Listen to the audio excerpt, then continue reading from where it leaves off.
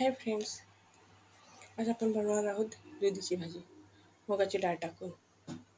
चला तर रेसिपीला सुरुवात करूया. काय काय साहित्य घेतले ते मी तुम्हाला दाखवते. हे दुधी कापून मी अशी फोड केलेली आहेत, पाण्यात ठेवली आहेत.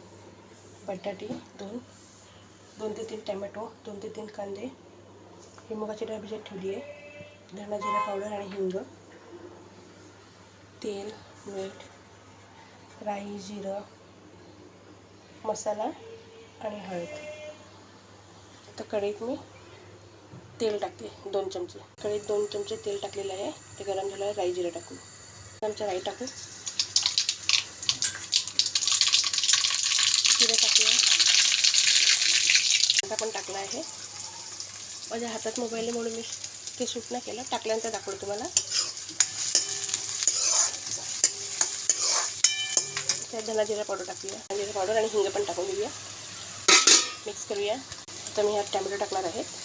टॅमॅटो टाकल्यानंतर मी ह्यात मुगाची डाळ टाकणार आहे.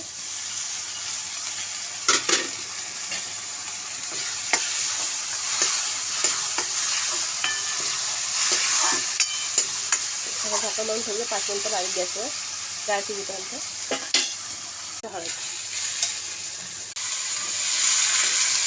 मिक्स करून झाकण मारून ठेवूया. झाकणावर पाणी ठेवायचं आपल्याला. आपण ह्या झाकणावर पाणी ठेवून शिजायला ठेवूया. तर झाकणावर पाणी ठेवलेलं आहे.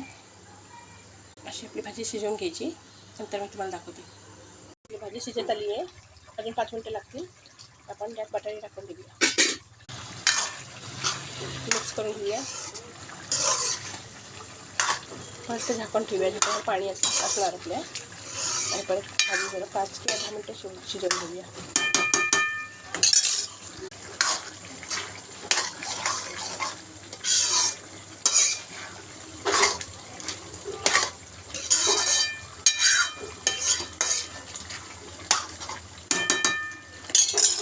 आपण ह्यात मीठ टाकून घेऊया. मिक्स करूया आणि झाकण लावून पुन्हा ठेवूया.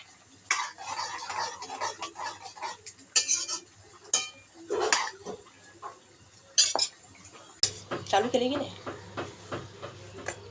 ही भाजी किती सुरेख झालेली आहे. तुम्हाला माझी रेसिपी कशी वाटली कमेंटमध्ये नक्की सांगा.